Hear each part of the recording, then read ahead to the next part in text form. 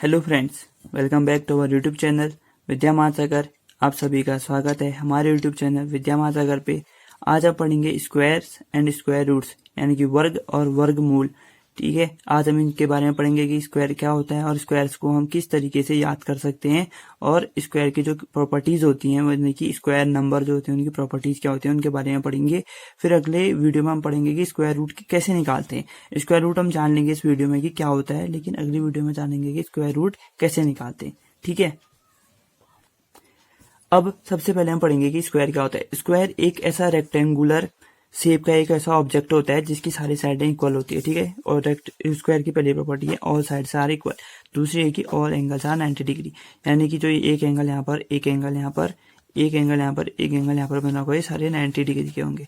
अब एंगल क्या होता है, किसी भी जब भी कोई दो लाइन मिलती है आपस में तो उनके बीच में 0 से लेकर 360 डिग्री तक का एक एंगल बनता है। ठीक है, अब एंगल से क्या होते हैं इसके बारे में हम किसी अगली वीडियो में डिस्कस करेंगे डिटेल से। ठीक है, अभी हम पढ़ते थे स्क्वायर। सबसे पहले में जो स्क्वायर होता है, स्क्वायर एक बेसिक चीज क्या है। स्क्वायर जो होता है ऑल साइड्स इक्वल होती है, ये याद रख लीजिए, और उसकी सारी साइडें 90 डिग्री है, ये भी याद रख लीजिए। ठीक है, और इसके जो एरिया होता है ना वो होता है साइड स्क्वायर, साइड स्क्वायर, और उसका पेरीमीटर होता है 4 इंटू साइड। ठीक है, पेरीमीटर क्या होता है और एरिया क्या होता है। पेरीमीटर होता है कि परिमाप, यानी कि जब हम एक कोने से यहाँ पर से चलना शुरू करते हैं, एक यहाँ तक गए, फिर यहाँ तक गए, फिर यहाँ तक गए, फिर वापस यहाँ तक आ गए, इसे हम कहते हैं पेरीमीटर। यानी कि जो चारों तरफ की उसकी बाउंड्री है वो कितनी है उसे हम कहते हैं पेरीमीटर। और एरिया क्या होता है कि जब हम इस साइड को इस साइड से मल्टीप्लाई कर देंगे, यानी कि 2 इंटू 2 कर देंगे तो आएगा हमारा 4, ये हो जाएगा हमारा एरिया। ठीक है, और जो एरिया होता है वो इसकी जो यूनिट होगी, मीटर होगा तो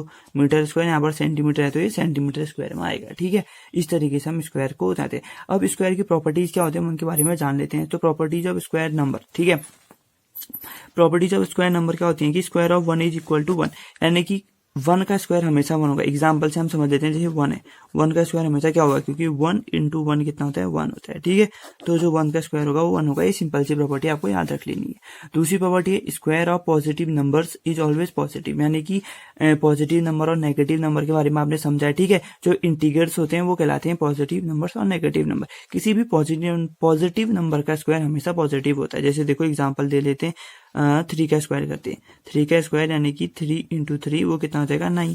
ठीक है, और एक और एग्जांपल लेते हैं 4 का स्क्वायर। तो 4 का स्क्वायर क्या होगा, 4 इंटू 4 इज इक्वल टू 16।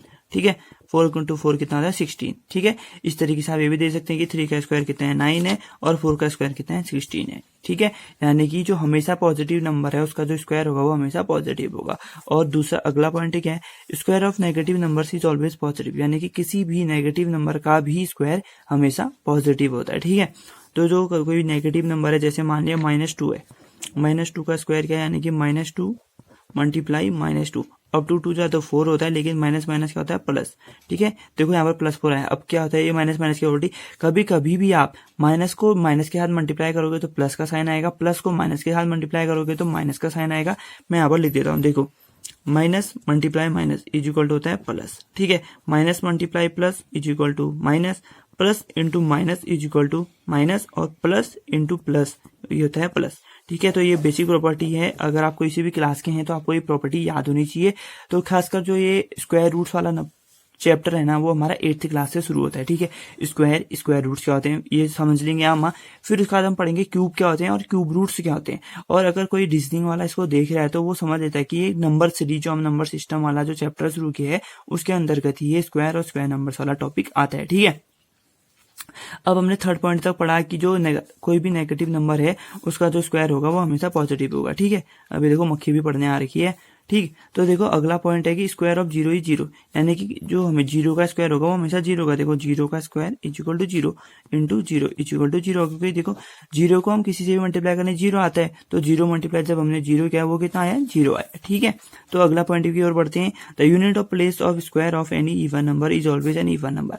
अब यानी कि जो यूनिट प्लेस है, जैसे देखो ये 42 है, तो 42 में यूनिट प्लेस हो गया 2, यानी कि अब अगर हम 42 का जो स्क्वायर निकालेंगे वो क्या होगा, उसका जो यूनिट प्लेस होगा ना वो हमेशा क्या होगा, इवन नंबर होगा। ठीक है, तो ये 42 का यूनिट प्लेस होगा 4। अब सिंपल से मान लेंगे जैसे 2 डिजिट नंबर है हमारा 12 का स्क्वायर कितना होगा, 12 इंटू 12 इज इक्वल टू कितना हो जाएगा ये 144, यानी कि देखो इसका यूनिट प्लेस कितना है 4। वही चीज कह रहा है कि जो किसी भी स्क्वायर के नंबर का इवन नंबर का जो स्क्वायर होगा उसका यूनिट प्लेस हमेशा इवन नंबर होगा। और यहाँ पर हमने एग्जाम्पल से समझ लिया, ठीक है, एग्जाम्पल से हमने साफ तरीके से समझ लिया, बिल्कुल समझ में आ रहा होगा सबको, ठीक है बिल्कुल। फिर अगला पॉइंट क्या है कि इफ अ नंबर हैज 1 और 9 इन यूनिट्स प्लेस, यूनिट्स प्लेस जैसे ये हो गया 11 और 19, दो नंबर ले लिए, ठीक है हमने, तो दो नंबर ले लिया। अगर इनके यूनिट प्लेस में 1 और 9 है ना, इनके स्क्वायर का जो यूनिट प्लेस होगा वो हमेशा 1 होगा।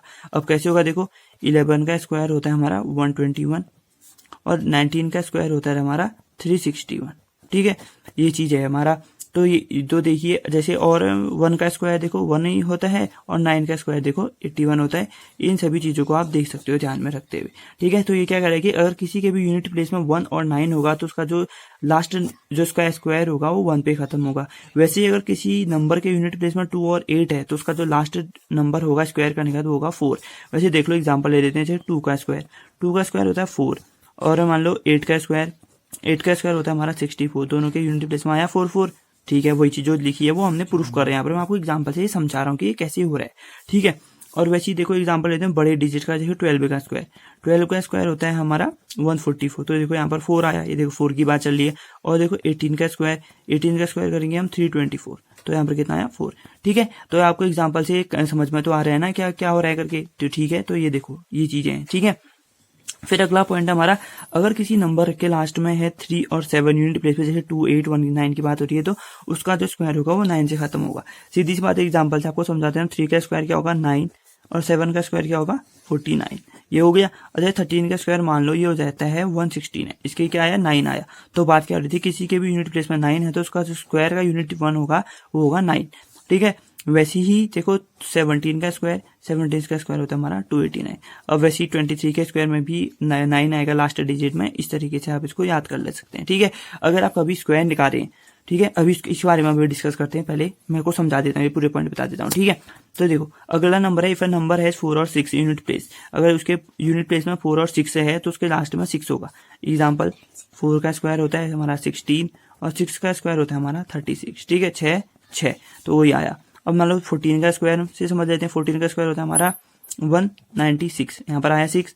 और वैसे 16 का स्क्वायर मान लो ये होता है हमारा 256, तो देखो यहाँ पर भी आया 6। और वैसे ही 24 का स्क्वायर मान लो बड़ी डिजिट मान लिया और हमने, तो इसका होता है 576, ठीक है।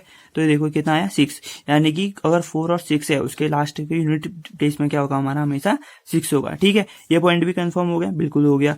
अब देखो अगला नंबर है 5 का जो स्क्वायर होगा ना, कोई जैसे 5 का स्क्वायर, 15 का स्क्वायर, देखो 5 का स्क्वायर होगा 25, 15 का होगा 225 और यहाँ पर 25 का स्क्वायर होता है हमारा 625, ठीक है। तो वही चीज है, मैं आपको समझाता हूँ। देखो अगर कोई भी किसी के यूनिट प्लेस में 5 है तो उसका जो स्क्वायर होगा हमेशा 5 पे एंड होगा। देखो 5 का स्क्वायर 25, 5 पे एंड होगा।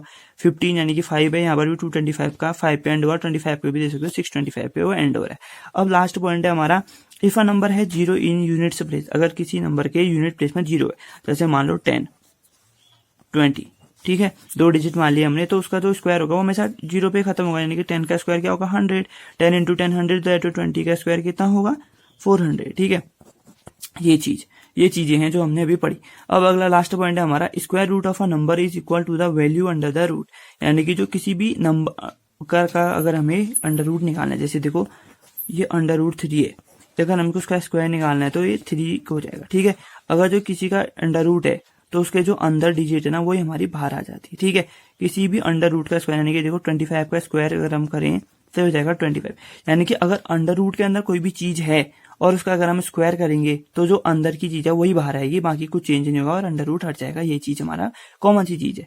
अब मैं बता दूं कि आपको क्या क्या चीजें इसमें याद रखनी है। आपको कम से कम 1 से लेके 10 तक तो स्क्वायर से याद होने ही चाहिए।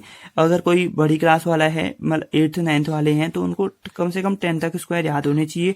अगर कोई बड़ी क्लास है जो रीजनिंग के लिए तैयार कर रहा है तो मान के चलो आपको 20-25 तक तो सारे स्क्वायर याद होने ही होने चाहिए, क्योंकि जब एग्जाम आप कर रहे होंगे तो आपको वहां पर फटाफट सॉल्व करने होते हैं क्वेश्चन। तो अगर आपको स्क्वायर्स आएंगे तो आप फटाफट वहां पर क्वेश्चन कर सकते हो। मान के चलिए किसी भी एग्जाम में एक यहाँ से स्क्वायर्स और स्क्वायर रूट से नंबर क्वेश्चन बनता ही बनता है। अब मैं सिंपल बता दूं, 1 का स्क्वायर कितना होगा, 1 का स्क्वायर 1 इंटू 1 इक्वल टू 1।